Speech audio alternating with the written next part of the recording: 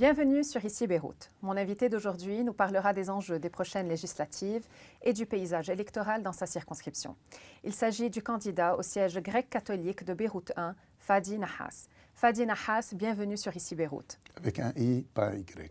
Avec un I et pas un Y. Monsieur Nahas, j'aimerais vous poser une question que je pose à tous les candidats. Quel est l'enjeu des prochaines législatives sur le plan national? Ce ne sont pas les élections de l'avant-dernière chance. Ce sont les élections de la dernière chance.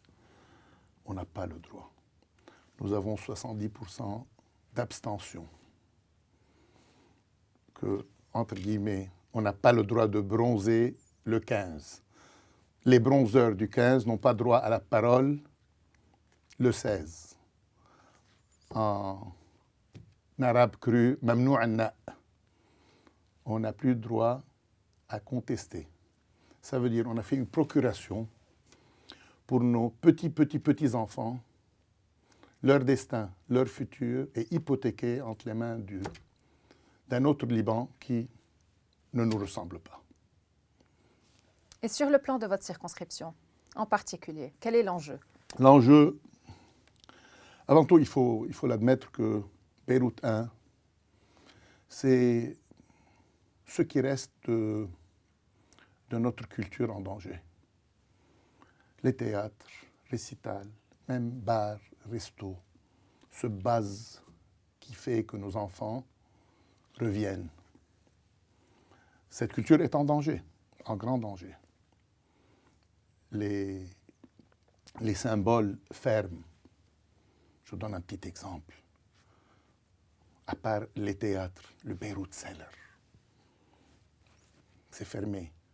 Et comme beaucoup d'autres, on n'a plus le droit. Alors, ce fief de cette culture qui nous ressemble devrait être préservé et devrait représenter un showcase pour tout le Liban. Les concerts doivent être maintenus, voire multipliés. Les théâtres, les expos, l'art, ça doit exploser et ne doivent jamais être intimidés par quoi que ce soit. Ils vont l'être. On ne doit pas accepter l'intimidation. On répond à l'intimidation en multipliant les concerts et les expositions d'art. Mais cette circonscription fait face à beaucoup de problèmes, énormément de problèmes et de défis, surtout après l'explosion du 4 août. Comment Fadi Nahas va pouvoir relever le défi de restructurer, aider à la réforme, sensibiliser les gens aux problèmes et aux défis que subit la circonscription? Tout ça ne tient qu'à moi. Alors, nous, je dirais comment nous allons. Avant tout, c'est les hommes qui font les programmes, ce ne sont pas les programmes qui font les hommes. Il vous faut, I believe in the power of one. Même De Gaulle, à Londres, était seul. C'est quand le vent a commencé à souffler en sa faveur que les collabos sont devenus résistants. Alors je dirais, nous tous, si je suis décidé et déterminé, c'est contagieux. Mon voisin devient décidé et déterminé. Et puis c'est là l'effet boule de neige. Si on ne fait pas l'effet boule de neige, et ça ne tient que sur des individus qui sont fous, parce qu'il nous faut des fous pour vraiment relever le défi. Et d'après moi, j'y crois. Mais j'y crois alors là. J'y crois. Nous allons faire l'effet boule de neige. Et rien ne peut arrêter l'effet boule de neige. Alors, c'est une étincelle, une mèche qui allume l'autre. Mais concrètement? Concrètement, une initiative qui n'a rien à voir avec le résultat du 15 en ce qui me concerne. Une caisse de subvention pour la résistance culturelle. Parce qu'on dit comment on veut résister à ceux qui ont des armes. Ah, jamais pas des armes. Qu'est-ce que vous allez leur donner? La Charte des droits de l'homme et de la femme. Ou bien Dalloz, référence à Dalloz. S'il vous plaît, éliminez vos 100 000 canons parce qu'ils me gênent la vue. Non, ça ne marche pas comme ça. ils vont être dilués à l'intérieur même de leur communauté. Il ne faut pas surdimensionner l'effet de ceux qui ont volé notre identité et notre rêve surtout. Non, ils vont être dilués chez eux. Ils ne peuvent plus vendre la culture de la mort. Ils ne peuvent plus, ce n'est pas vendable. Allez dire à un jeune, va te battre contre nos frères arabes pour finir sur un poteau électrique comme ta femme. Ça ne peut pas être vendu, ça c'est le bluff, c'est le mensonge du siècle. Dans la même communauté, s'ils mettent leur même communauté devant un choix, tu veux aller vers la Méditerranée et mettre tes enfants dans les plus belles universités au monde, ou tu veux les prendre en Iran. Mais tu ne peux plus jouer sur les deux fronts. Ils auront un problème chez eux, ils vont être dilués chez eux. Alors concentrons-nous chez nous. Chez nous, le problème est le suivant. Ces symboles culturels, qui est une culture à exporter, c'est une des rares choses qu'on a exportées. On peut exporter notre culture, mais il faut la préserver. Le théâtre, qui en fin d'année, pour une raison ou pour une autre, ne retrouve pas son compte et perd et devrait fermer, le concert qui n'est pas renouvelé parce qu'il y a eu perte, nous sommes en train d'œuvrer pour une caisse de subvention pour la résistance culturelle, et je précise, et j'insiste sur la résistance culturelle. Notre résistance culturelle, elle peut diluer tous les canons et tous les courants qui peuvent et qui veulent voler notre identité et voler surtout notre rêve. Alors, cette caisse de subvention, à l'intérieur même de Beyrouth 1, devrait être renforcée comme ça. Les bars, les théâtres, les expositions, les concerts ne devraient en aucun cas s'arrêter. Et ça, c'est notre, à part nos plumes et nos langues qui sont plus efficaces que tous les kalachnikovs, tout ça mélangé, on ne peut pas ne pas gagner. La culture de la vie avec les global media aujourd'hui, et une Méditerranée qui est notre meilleur allié. Il ne faut jamais avoir peur quand on est à côté de la mer. Le radicalisme ne survit pas au bord de la Méditerranée. C'est le cas chez nous, c'est le cas en Turquie, c'est le cas partout. Pouvez-vous nous dire pourquoi vous avez choisi de vous porter candidat sur la liste des forces libanaises? Alors, je n'ai pas attendu l'étincelle. On m'a appelé et on m'a dit « Tu n'as pas beaucoup de temps pour décider ». Or, bien avant, j'avais une conviction que seul ou avec des listes qui sont très bien et qui se respectent, je ne pourrais pas faire grand-chose. Je pourrais rêver. Et si je suis éloquent, je peux faire un petit show sur les télés. Mais si je fais bouger les choses, ça ne coûte pas beaucoup pour savoir et vouloir me taire et me faire taire. Alors, je me suis dit, on est arrivé à un tournant. Il y a deux Libans.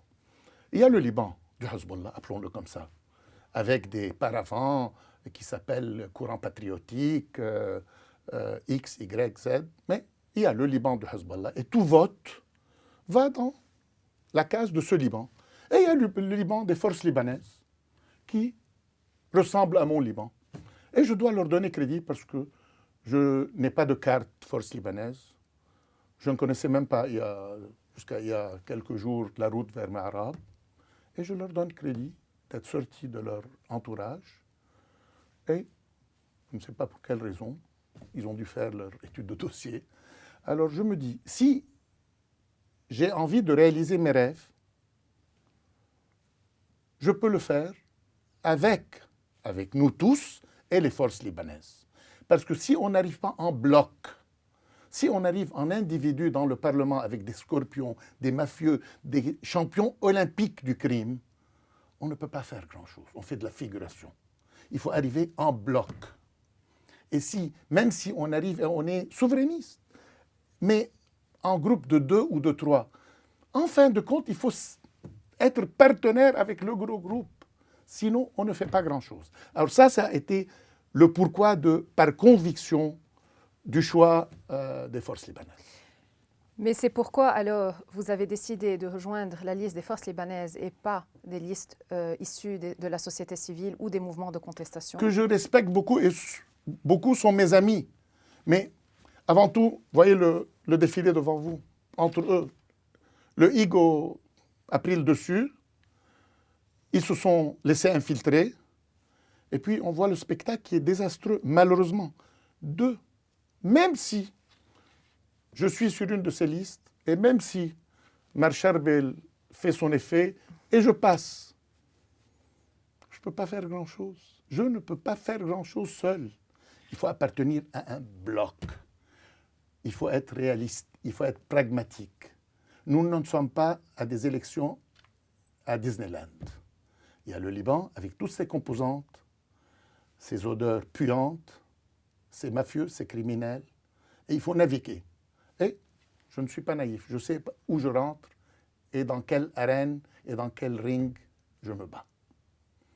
Et ça, et pour moi, tout ce qui est au milieu, entre ces deux extrêmes, le Liban qui ne me ressemble pas à moi, je respecte le choix des autres, et un Liban qui me ressemble, tout ce qui est au milieu, pour moi, c'est une balade sur la corniche. Mais quelles sont les chances de votre liste à Beyrouth 1 face au CPL? Alors, premièrement, allons droit au but. CPL, le concurrent à battre, c'est Nicolas Sahnaoui, qui, je n'ai rien contre la personne. Qui se présente aussi au siège grec-catholique de Beyrouth. Mais pour ceux qui votent Nicolas Sahnaoui, il faut qu'ils se demandent et qu'ils se posent la question, le vote, il va dans quel Liban? Sans détour et droit au but. Il est associé au Coran patriotique libre, à qui on doit tout ce bien-être, la force, le pouvoir d'achat, cette richesse, cette abondance, ce rêve, ce Liban prospère. Associé au Hizb, qui est leur sponsor, leur papa dans tout ça, qui veut me prendre dans un Liban, Venezuela, Iran, Syrie, qui ne me ressemble pas et qui veut m'éloigner de mes frères, de mes amis, même de la famille saoudienne, kouétienne, qatari, jordanienne, tout le monde. Non, ça ne me ressemble pas du tout. Ça ne me ressemble pas du tout. C'est pour cela, si on prend les pronostics et s'il n'y a que moins que 30% qui vont voter et on dit les jeux sont faits d'avance, plus on me dit les jeux sont faits d'avance, plus j'ai de l'enthousiasme et je me dis rien ne se fait d'avance. Les enjeux ne sont pas faits, ok? Et si on veut parler le langage des traditionnels, Sahnaoui, on veut parler chevaux, il y a toujours Faltet Shot, ce cheval qu'on n'attendait pas. Quel est votre message aux expatriés qui vont devoir voter très bientôt? Alors je le dis, votons utile, ne votons pas émotionnel. Il est sympa, elle est sympa. Il faut faire arriver un bloc. Si vous ne faites pas arriver un bloc, ce n'est pas le moment de voter un télo bobo. Ce n'est pas, on ne peut pas se permettre ce luxe. Peut-être plus tard. Aujourd'hui, il faut voir comment naviguer parmi les scorpions. Pour naviguer parmi les scorpions, faites arriver un bloc. Et si vous n'aimez pas les deux, vous savez quoi, ça c'est au pire des scénarios. Votez pour celui que vous détestez le moins. Il faut être assez précis et voter utile et ne pas et éviter le gâchis et éviter les tirs en l'air. Voter bobo, intello aujourd'hui, c'est voter le Liban de l'obscurité. Merci beaucoup, Fadi Nahas, pour cet entretien. Et merci à vous de nous avoir suivis sur Ici Beyrouth.